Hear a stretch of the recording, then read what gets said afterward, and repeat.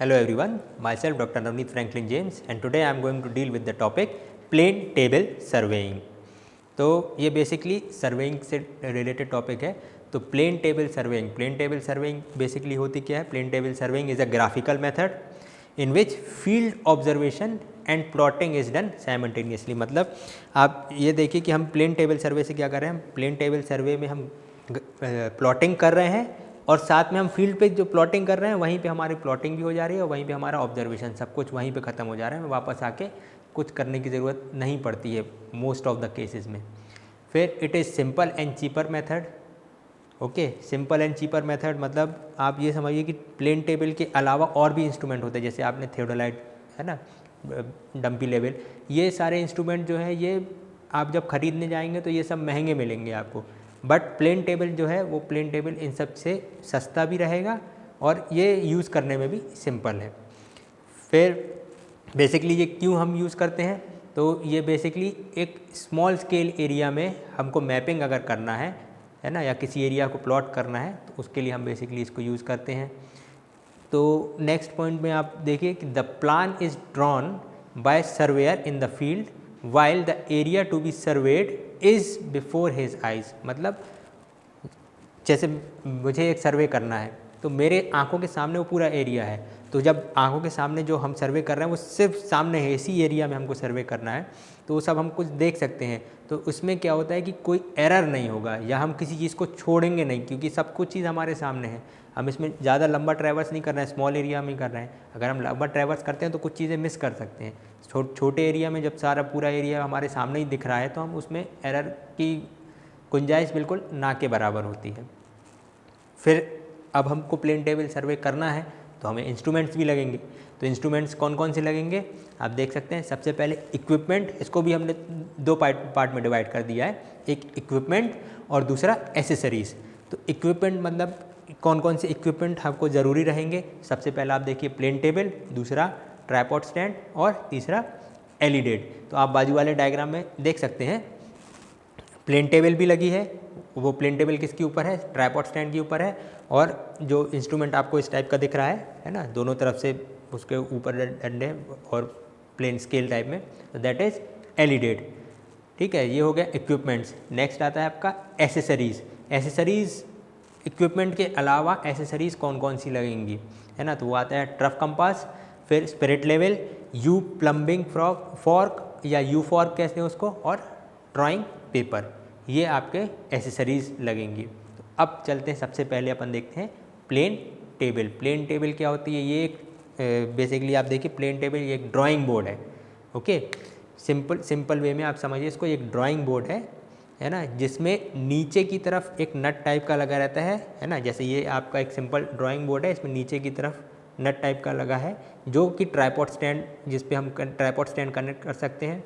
इसकी जो विड्थ होती है, जब डायमेंशन होता है वो 750 mm इंटू 600 mm का होता है ना। टेबल जो होती है 750 mm इंटू 600 mm की टेबल होती है। बेसिकली ये आपकी टेबल हो गई है ना। आपने देखा होगा कई जो आर्टिस्ट ड्राइंग करते हैं तो वो इसी टाइप की एक टेबल में है ना, बेसिकली ड्राइंग बोर्ड पे करते हैं। तो वही बेसिकली ड्राइंग बोर्ड में क्या किया है कि नीचे नट टाइप का लगाने के लिए उसका वो पुट कर दिया, फिक्स कर दिया वायर, जिसको अपन बोलेंगे कि ट्राइपॉड स्टैंड को फिक्स करने के लिए वो नट वाला सिस्टम पुट कर दिया है। नेक्स्ट आता है tripod stand. Tripod stand basically क्या होता है? ट्राइपॉड स्टैंड जो अपनी ड्राइंग बोर्ड है उसको होल्ड करने के लिए यूज़ करते हैं। ओके, ट्राइपॉड स्टैंड बेसिकली सब जानते हैं। ट्राइपॉड स्टैंड उसमें 3 लेग्स होते हैं है ना, 3 लेग्स जो सरफेस पे जाके बैलेंस करते हैं। तो बेसिकली ट्राइपॉड स्टैंड उसी के लिए यूज़ होता है। नेक्स्ट आता है एलिडेट।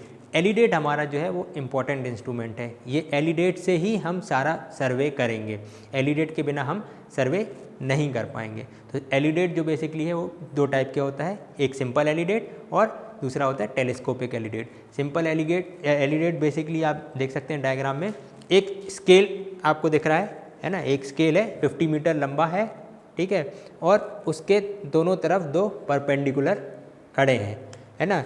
तो आप इसको ऐसे समझिए कि आपने सबने ट्यूबलाइट देखा है, ठीक है ना। तो ट्यूबलाइट का जो होल्डर होता है, ट्यूबलाइट का होल्डर बिल्कुल इसी तरीके से दिखता है।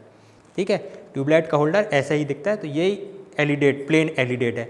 अब इसमें क्या होता है, एक तरफ है ना, एक ऑब्जेक्ट वेन कहते हैं और दूसरी तरफ आई वेन कहते हैं। मतलब एक जिस तरफ से हम देख रहे हैं वो आई वेन हो गई, दूसरा जिस तरफ जो ऑब्जेक्ट की तरफ जो फेस कर रहा है दैट इज ऑब्जेक्ट वेन हो गई। तो जो ऑब्जेक्ट वेन है, ऑब्जेक्ट वेन की जो स्लिट है उसमें एक हेयर लगा रहता है जिसको हॉर्स हेयर कहते हैं, है ना, वो लगा रहता है। और जो आई वेन है, आई वेन में एक स्लिट होती है, ठीक है ना, जिस स्लिट के थ्रू हम देख सकते हैं। आप डायग्राम में देख सकते हैं साइड में छोटी सी आपको स्लिट गोला टाइप का दिख रहा है, that is known as slit. Next आता है, ये सिंपल एलिडेट हुआ है। नेक्स्ट आपका ये डायग्राम एक और देख लीजिए आप, पहले सिंपल एलिडेट का डायग्राम है, आप देख लीजिए कि इसमें एक तरफ तो आपको स्लिट दिख रहा है और दूसरी तरफ हेयर दिख रहा है। नेक्स्ट आता है आपका टेलीस्कोपिक एलिडेट। अब क्या हुआ आपका, ये सिंपल एलिडेट में तो हम आपको प्लेन सरफेस दिख रहा है, आप प्लेन सरफेस में आप उसकी सर्वेइंग कर सकते हैं। लेकिन जब आपका जो ग्राउंड है वो स्लोपिंग ग्राउंड है या कोई एंगल पे आपका टिल्ट है या कोई एंगल बना रहा है, तब आप क्या करेंगे, तब आप सिंपल एलिडेट से नहीं कर पाएंगे क्योंकि आपको वहाँ दिखेगा ही नहीं। तब ये आपका टेलीस्कोपिक एलिडेट की यूज़ आता है। टेलीस्कोपिक एलिडेट बेसिकली कंटूरिंग में हम यूज़ कर लेते हैं, जब कंटूरिंग करते हैं तो क्योंकि वो ग्राउंड स्लोपिंग ग्राउंड होता है तो हम एंगल पे ऊपर नीचे कर सकते हैं, तो टेलीस्कोपिक का यूज़ हम तब करते हैं। नेक्स्ट आता है trough compass. Trough compass basically आपको नॉर्थ शो करने के लिए यूज़ करता है ना, मैग्नेटिक नॉर्थ या मैग्नेटिक मेरिडियन में आप जब पेपर पे आप अलाइन कर लेते हैं, सब कुछ कर लेते हैं, तो जब आप उसका सर्वे या प्लेन टेबल सर्वे आप तभी चालू कर सकते हैं जब आप नॉर्थ को आप उसमें मार्क कर देंगे, क्योंकि हमको नॉर्थ के अकॉर्डिंग उसको सेट करना पड़ता है। तो ट्रफ कंपास बेसिकली उसी के काम आता है। आप देख सकते हैं डायग्राम, ट्रफ कंपास जो है नॉर्थ शो करता है। नेक्स्ट आता है spirit level. Spirit level basically आप देख लीजिए, एक इंस्ट्रूमेंट है जिसमें एक बीच में बबल रहता है। वो बबल क्यों रहता है, वो बबल हमको बताता है कि इंस्ट्रूमेंट जो है वो हॉरिजॉन्टल है कि नहीं है ना, क्योंकि हम ट्राइपॉड से उसको सेट कर रहे हैं। जब ट्राइपॉड से उसको सेट करेंगे तो ऑब्वियस सी बात है थोड़ा बहुत ऊपर नीचे हो सकता है। तो ये स्पिरिट लेवल से आपको पता चल जाएगा उस वो बबल के थ्रू कि वहाँ पे सेंटर पे है कि थोड़ा बहुत टिल्ट है कि नहीं है। तो वो बबल अगर आपको बिल्कुल सेंटर पे दिख रहा है दैट इज़ वो हॉरिजॉन्टल है आपका जो ड्राइंग शीट है।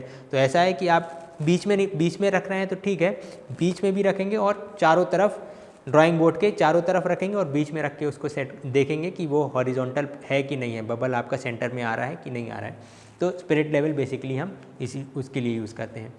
नेक्स्ट आता है you fork with plum Bob. You fork में आप देख सकते हैं इस डायग्राम में कि एक जो उसका हिस्सा है वो ऊपर आपकी ड्राइंग बोर्ड पे है और दूसरा हिस्सा नीचे की तरफ जा रहा है। मतलब अब आपकी ये टेबल, आप समझ लीजिए ये आपकी टेबल है, तो आपका यू फॉर्क जो है वो इस टाइप का, मतलब यू फॉर्म में रहेगा। उसका जो ऊपर वाला हिस्सा है वो पॉइंटेड रहेगा और वो आपका सरफेस पे, मतलब टेबल पे आएगा, और दूसरा हिस्सा जो है वो आपका नीचे रहेगा। उससे आपका प्लम बॉब जो है वो टाई रहेगा, तो वो प्लम बॉब आपको नीचे चला जाएगा। तो आपको उससे सेंटरिंग मिल जाएगी कि आपका इंस्ट्रूमेंट कहाँ पे सेंटर पॉइंट है, सेंटरिंग आपके इंस्ट्रूमेंट की कहाँ है।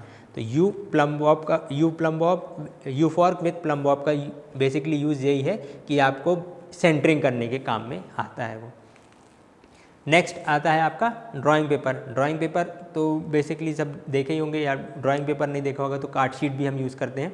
बेसिकली इसका क्या काम है कि जब जो हम प्लॉटिंग करते हैं वो इसी ड्राइंग पेपर पे करते हैं। नेक्स्ट आता है आपका method of setup of the plane table. मतलब अब हमारे पास प्लेन टेबल है, हमको प्रैक्टिकल करना है, तो हमको क्या क्या स्टेप उसमें फॉलो करने पड़ेंगे ताकि हम उसको अपना सर्वे कर सकें।